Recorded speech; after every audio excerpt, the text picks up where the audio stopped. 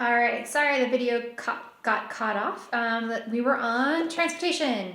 So I think the transportation here is really easy, um, especially for an American. I'm used to car culture where I can only get around basically by car unless I live in New York or Chicago.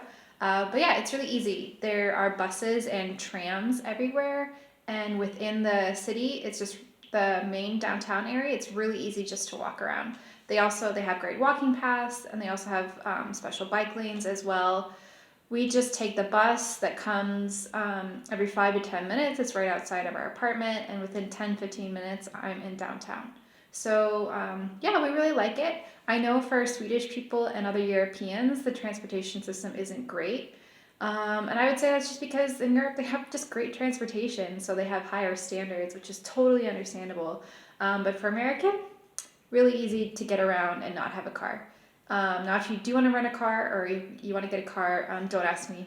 I don't know. So that's transportation. What's next? Food. So I want to say a couple things about food. First is grocery shopping. If you're going to live here or just visiting and need to get some things, need to run out of the store, I suggest going to Willys with a W. They're everywhere. They're generally smaller. They're relatively inexpensive for Sweden, and also they have a pretty good selection for how cheap they are. So I would totally recommend going to Willys. Also, I want to talk about fika. Fika is really, really important in Sweden. It's they don't like to translate it, which I think is actually really cool. Fika is kind of like a coffee break that people take in the day, once in the morning and once in the early afternoon, where they stop what they're doing, they stop work, and they get together with their friends or their colleagues at work, and they have coffee and cake or pastries, and they talk about politics or what's going on, and they will tell you it is considered sacred in Sweden. So if you're visiting, or if especially if you're going to live here, I would definitely recommend partaking in fika. I haven't had a lot of opportunity just because I haven't been here very long and I'm not working. But my fiance does it every day, and even though he works with mostly international people, so it's not as sacred, he still has it at least once a day. So totally recommend fika. All right, now we're going to talk about housing. I'll be really, really quick about this. So in Sweden, they have a lot of great services, healthcare, education, all that.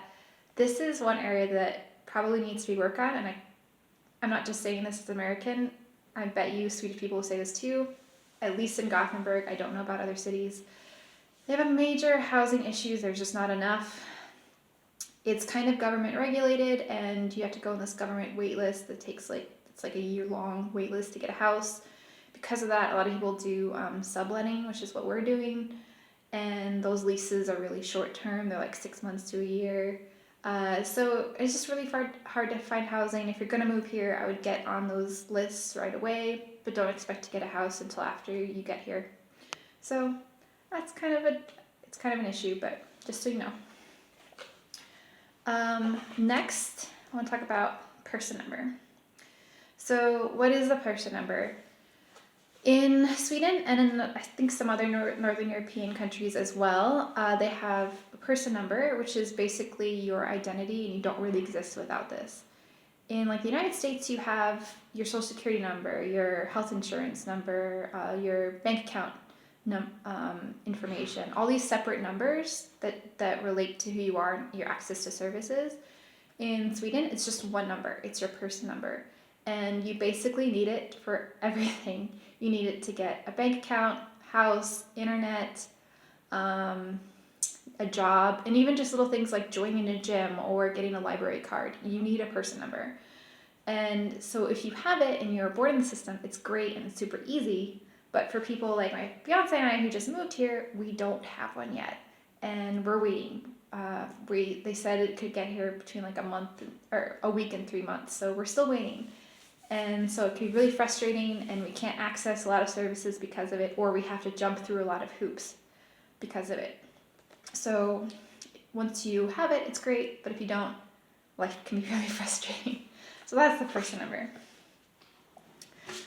Next, I want to talk about what people do for fun here. So we're still learning, and I'm assuming this answer is going to change after I've been here a while. But for us, I think it's going to be really about enjoying the nature outdoors. We have this huge park right really close to our apartment complex that has a bunch of lakes in it, and it's just awesome. And in Sweden, like in other Scandinavian countries, they have this like right access to nature laws. I forget what it's called, but basically, like we could go camping anywhere for one night, um, and then move the next night, almost anywhere. There are some rules like private property and nature reserve rules, but it's really cool, and we plan to take advantage of that, especially in the summer. They have great breweries here. I haven't gone to any yet, but I've heard that in Gothenburg they have some great breweries. There's some awesome museums. Something else that people do for fun apparently is go to IKEA if you have family. The IKEA here has like play places and rooms and stuff, I guess. They have a lot of restaurants. It's just, I guess that's what you do. You go to IKEA for fun. So that's that. Next, I want to talk about my likes and dislikes. And really, this is more of like what cultural things that I really enjoy and then cultural things that I'm kind of having to get used to. So first thing, what I really like is they're very orderly and timely here. Like everything has to be on time, or you probably really should be early if you have a meeting. Everyone has to get in line. It's not, you have to be on time, which actually can be really, really nice, and you know that you're gonna get services in a timely manner.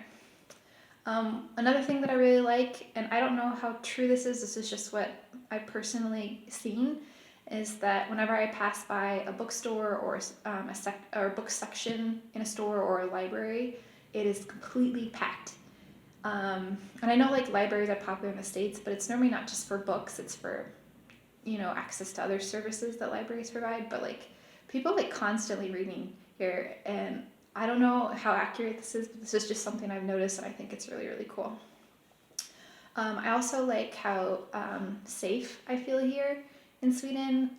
It's one of the safest countries to live in, and I definitely notice it.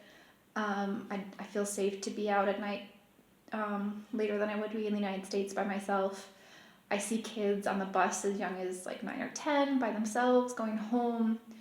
It just feels like a generally safer country. I also really like how environmentally conscious they are. For example, we have to divide our recycling up in like 7 different ways, and then we also have trash and compost as well. And I'm more than happy to do that. I really love that. And that's just one example of a way that they're really environmentally friendly. So some things that I'm just kind of getting used to or kind of not like, but I'm hopefully will like